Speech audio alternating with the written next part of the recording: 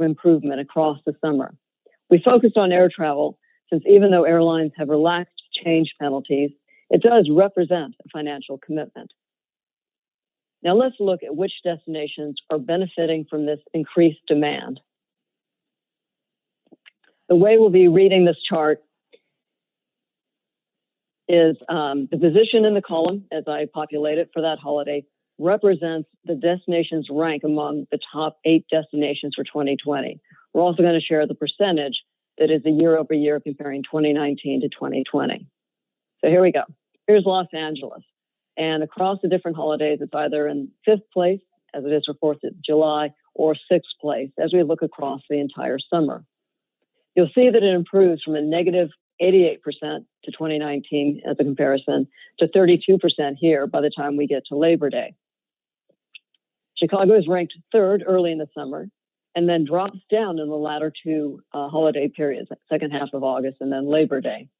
On a year-over-year basis, it's about the same level as Los Angeles, but it doesn't recover as much by the end of the year, by the end of summer, Labor Day, only to 44%. Denver pops up to the top slot in the middle of the summer and drops down to 3rd place by Labor Day, though it does post a significant year-over-year level compared to 2019 at down only 19%. Orlando just barely makes the list and only in the middle of the summer, and Phoenix is its bookend for Memorial and Labor Day. Here's the rest of the chart, but more importantly, I'll go ahead and drill into these separately. Obviously, health safety is a big concern when people travel. Here are 2 locations that have been in the news lately, New York City and New Orleans. Here's how summer is shaping up for them. Compared to 2019 Memorial Day, New York is down 93%. Last year, it was the 2nd most popular destination. This year, it's number 7. It dropped 5 slots within the 2020 between years ranking.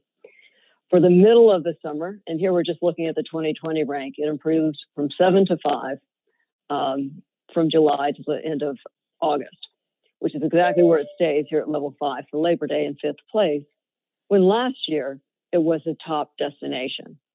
However, over the course of summer, it significantly improves its overall demand shortfall to a negative 48%, so from negative 93 to negative 48 for a year-over-year. Let's compare that to New Orleans. New Orleans wasn't that popular last year. It ranked 20 last year. It's ranked 20 this year. It's also significantly down year-over-year at negative 84%.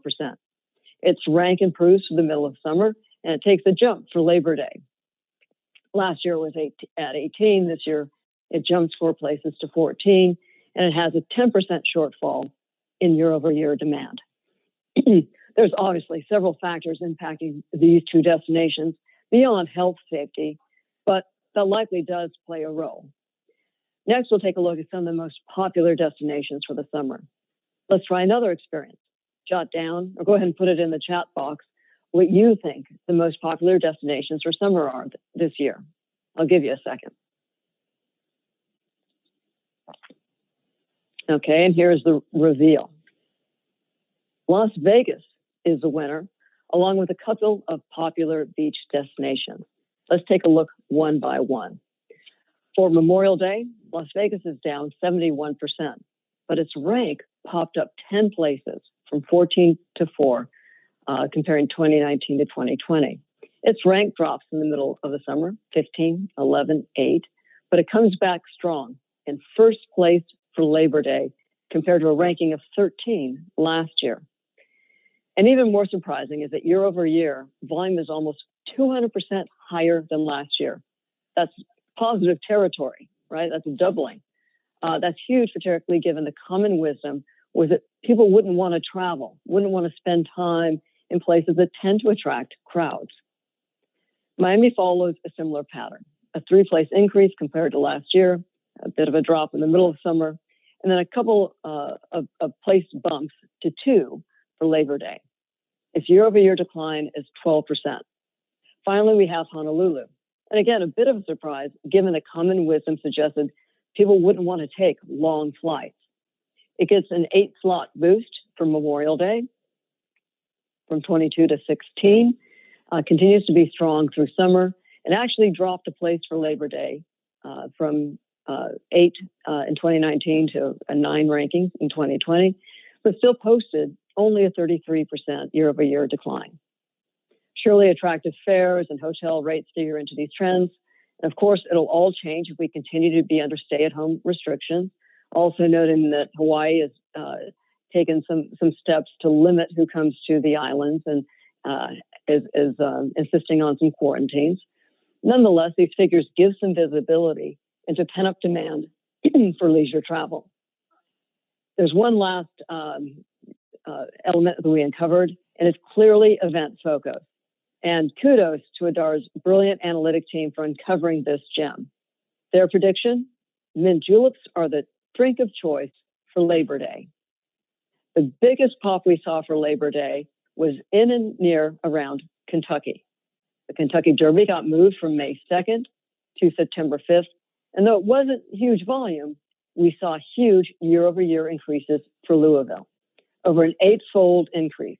Cincinnati, which is an hour-and-a-half drive from the event, you'll see we made the table with the destination, year-over-year change in demand, and then the distance to the event. So Cincinnati, hour-and-a-half away, saw a 78% jump. Lexington registered a 40% bump, and we think perhaps even a bit of the demand spilled into Indianapolis, which is 2 hours away. Thinking about these past couple of slides and comparing them with what I've been seeing in customer sentiment, it seems a bit more optimistic, the level of booking that we're seeing. People are committing to travel. And not only that, they're selecting destinations that will put them in crowds and involve long flights. It's too early to know how widespread and how durable this view of consumer behavior is, but I'm keeping my eye on it. Over the years, I've seen surveys where people say they'll do one thing and then actually do another. One of my colleagues calls it the say-do gap. And travel seems to be particularly prone to that delta between human planning and expectation and actual action. These trends have all been focused on the U.S. We're doing similar analyses for EMEA. I think some of the consumer behavior, some of that gap between what people say in sentiment, what we might be seeing in the bookings may prove out there. But I did want to I know folks do dial in from EMEA and from APAC and let you know that we're looking at these same trends and hope to have more information soon for those regions. We do have one slide looking at the APAC region, focusing on what types of destinations are proving resilient. And we found that Okinawa, a popular beach and golf destination, has remained relatively robust, even as other destinations in Japan have flattened out. Here, both volumes are indexed to January 5. We see that at its peak, late in January, Okinawa has increased to 185, an index of 185, while the rest of Japan was still at about 100. It's more apparent at the end of March, where I've got my cursor now here. Okinawa was at 115, and the rest of Japan was down at an index of 25. As we begin to see bursts of demand for the summer months, many of our clients are looking for guidance about how to set the right course. Here's a quick framework for laying out the transitions in 3 stages. We've been in the maintain stage, that first one to the left, and it's beginning to look like it's appropriate to transition to the engage stage. And one day in the unpredictable future, we'll move to a new normal and reset. A few things to keep in mind for each stage. In maintain, it's about keeping your brand in consumers' mind. And a lot of brands have been doing this well, expressing concern and appreciation for their customers, finding ways to help them experience their brand at home. That's why you see cookies in the background here. It's an homage to DoubleTree for sharing their closely guarded recipe for chocolate chip cookies. During this first phase, some companies are taking the opportunity to build up their internal processes, establishing scenario testing platforms, or looking for new and back-testing new data sources. In the last row, many brands are keeping visible by communicating with loyalty members, advising on program changes and updates on availability. As we transition into capturing these bursts of demand, the emphasis will have to be on health and safety. There's already been a lot of coverage in the press on new cleaning and disinfecting processes. For some travelers, there may also be an element of indulgence after being cooped up for so long. And of course, there's going to be a need for flexibility. Internally for marketing, we expect more emphasis on what-if analysis, models, and more focus not just on bringing back existing customers, but capturing high-value travelers that are now more likely to switch brands after a long hiatus from traveling. The last column covers a period when we've reached some level of stabilization into the new normal, whatever that turns out to be. We'll likely have rolled out new demand forecasting and pricing tools to adapt, new loyalty programs. Travel companies will be looking to broaden their appeal to diverse segments that are now traveling. Internally, they'll be focused on tuning the new processes and measurement systems that went in place earlier. And in terms of the types of travel, we'll be expanding our focus from domestic and point-to-point international travel to a broader range of destinations. With that, let me now turn it over to David and Alex. Thank you very much, Carolyn, and great to be here again this week. I'm delighted to have another incredible guest today. Joining us today, we have Alex Dichter, who is a senior partner at McKinsey. He's based in McKinsey's London office, and he leads the global airline, aviation, and travel practice, and is himself a very passionate traveler. So thank you so much for joining us today, Alex. Just before we start, we've had quite a few questions. As always, we will be sending the deck, Carolyn's slides, out to all panelists, to everybody who's tuned in today, right after the session today. So that will be coming into your inboxes soon. So Alex, thank you so much for joining us. Why don't we start off, tell us a little bit about what you and McKinsey are thinking at the present time. Sure. Thank you, David and Carolyn. That's fascinating data and indeed shows some signs of light at the end of the tunnel.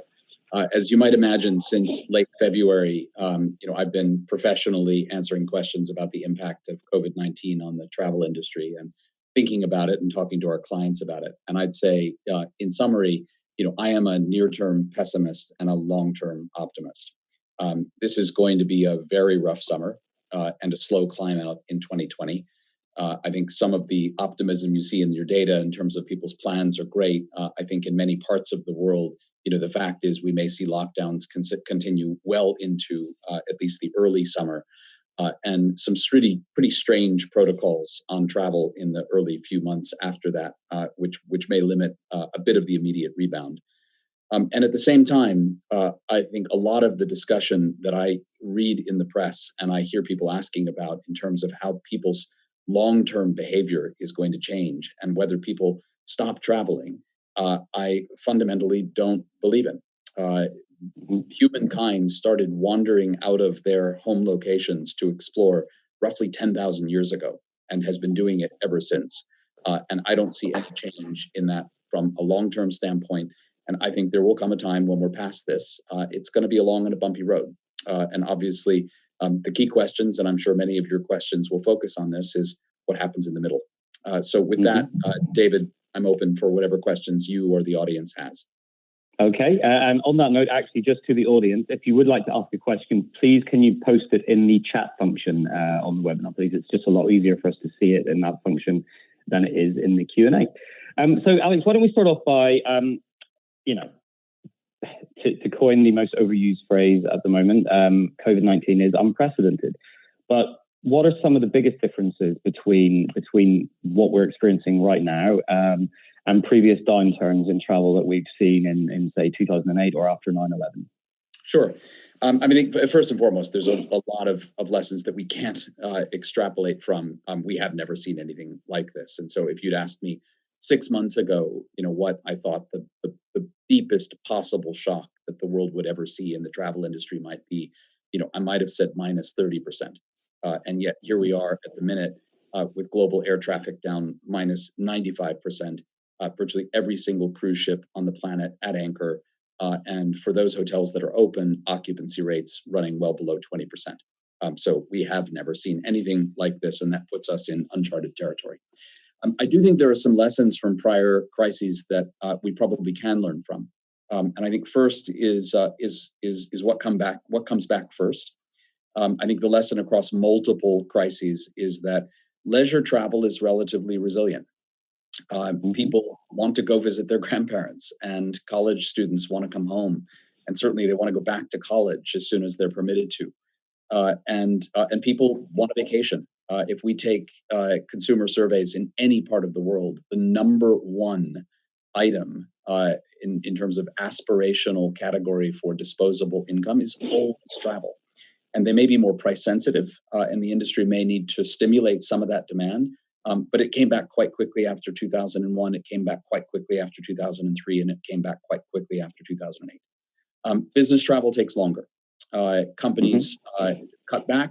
That we see travel bans, non-essential travel takes a dip, and that takes time to recover. And then the last lesson is that price recovers later than does demand. A lot of that has to do with revenue management algorithms in hotels and in airlines that base their forecasts on what they saw in the last year and take a little while to learn. I think that's going to be particularly problematic now that we have relatively little good information to rely on. And I think that there are some things that we don't know and that may be different this time. I think first and foremost as to whether or not the working from home experiment changes business travel behaviors, in the long run.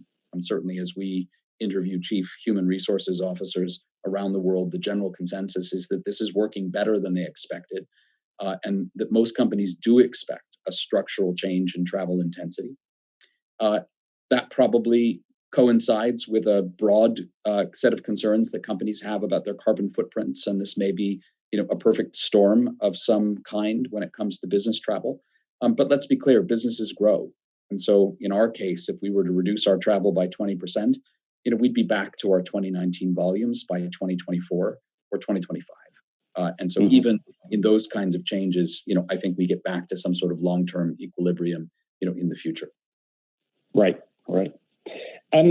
You wrote an article earlier this month, which was Coronavirus, Airlines Brace for Severe Turbulence. And a great article. I'll highly recommend it for anybody listening in to seek that out and to have a read of that.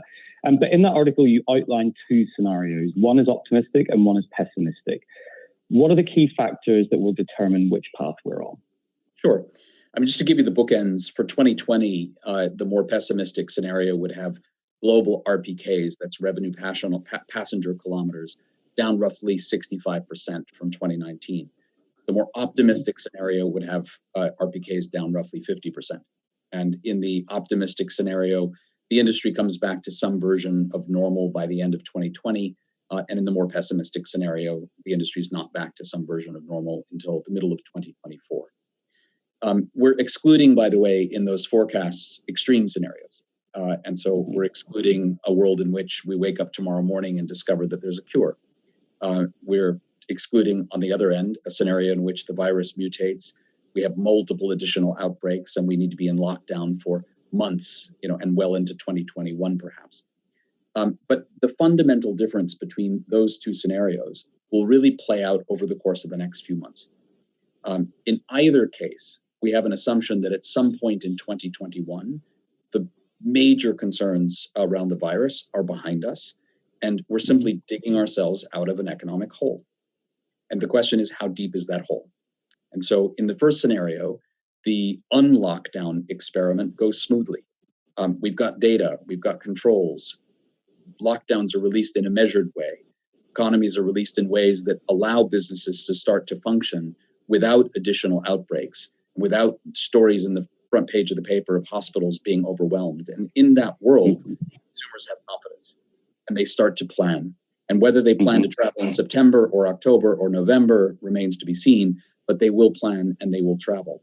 And in a world where the unlockdown experiment is fumbled, we see multiple additional outbreaks, consumers start to lose confidence in governments and in institutions, we'll start to see a bit of an unwinding, both in the economy at large, but also in people's confidence to travel. And every month that we see at numbers that look anything like minus 95 or minus 80%, add to the depth of the hole that the travel industry needs to climb its way out of. And so we're going to be watching very carefully. And I think if the numbers that Carolyn showed manifest themselves in actual volume in September, we'll feel pretty good about an optimistic scenario. And if those result in a wave of cancellations and get pushed off until the first quarter of next year, it's going to be a long road out. I've seen quite a few questions coming through on this topic, and it's a question that I was going to ask you actually. So in this same article that we've just been talking about, you outline a 5-phase framework to guide airlines through the crisis, and you raise issues around health and safety. So what do you think companies should be doing to address those concerns? Yeah. I mean, look, just to summarize without going through all 5 phases, the first 2 are really about the crisis itself. It's about conserving cash, building resiliency, and kind of getting ready for virtually everything. Then comes something that we call the return. And the return is not yet the recovery. The return is this weird period that we're likely to live in over the course of the next few months when the virus is still very much with us, where we are reading about daily case growth rates and daily death rates around the world. And people have real concerns. The recovery in earnest, begins at the point at which the virus is behind us. And the length and slope of the recovery will be driven, as I said before, by the economic fallout more than anything. And then, in the last stage, which we call reimagination, we start to think about what the next normal might look like. And this is the point, and this is a natural thing that comes out of crisis, where we learn and we change and we reform. I think the course of the next few months is going to be a tricky period. And so institutions in particular, but in some cases, local governments are going to require changes to protocols to ensure that people are kept safe. You've already seen the FAA mandate that passengers wear masks on airplanes. Many airlines are coming up with their own guidelines. And so whether that's empty middle seats or changes to boarding procedures, who knows? We've seen hotels change cleaning procedures, putting seals over doors. Some of those actions may actually make a difference. There's no question that using antibacterial and antiviral cleansing agents in hotel rooms and on airplane interiors will limit the possibility that people pick up COVID-19 from surfaces. Some of them, quite frankly, may end up being theater more than substance, but that theater will be important to people and will give them confidence that it is okay to travel.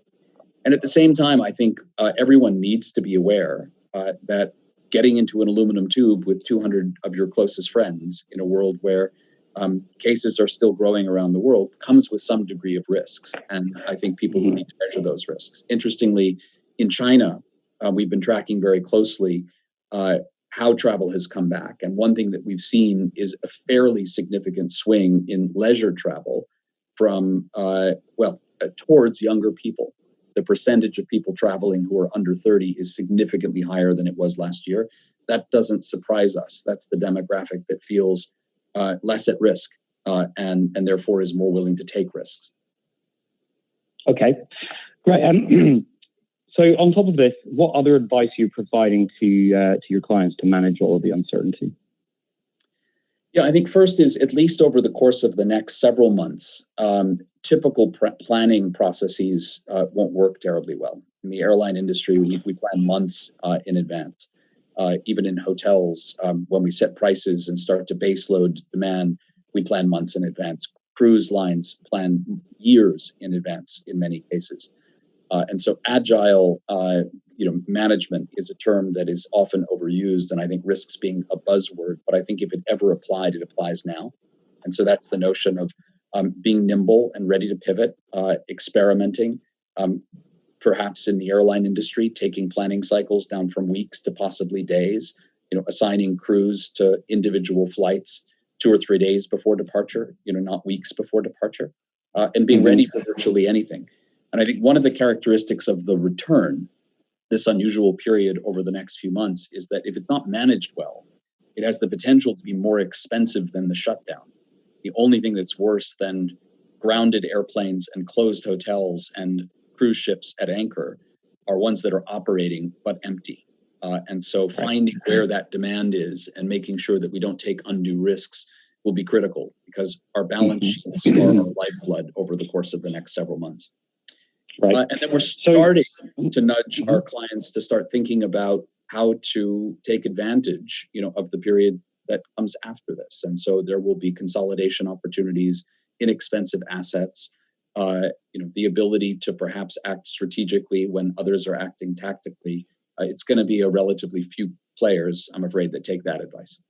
Right. So continuing on that theme of capturing nascent demand, Given that typical forecasting tools are based on past observations, are new tools and data needed to detect and capture this demand? Yeah, absolutely. I mean, I think first of all, the type of data that you just presented is gold. We are working with an industry association to put together a multi-source dashboard. And by the way, we should probably talk after this to give airlines and travel companies, many different signals, that they can use to correlate to what they're seeing in materialized bookings to start to steer demand. We are going to have to reset revenue management forecasts manually at first, and then probably readjust them through data sources almost weekly.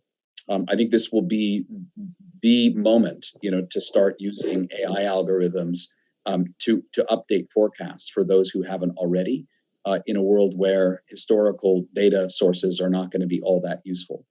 And I think that with that, plenty of hypothesis-based experiments. And so, one concern that many of our clients have is that, in some cases,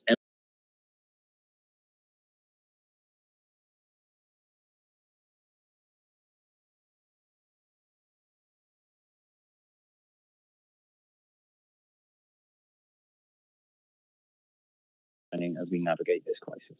This meeting is being recorded. I don't think that has changed, and I think it's a problem that needs to be solved. And for audience members that didn't read the article, we used about a year's worth of search data that looked at sessions across devices.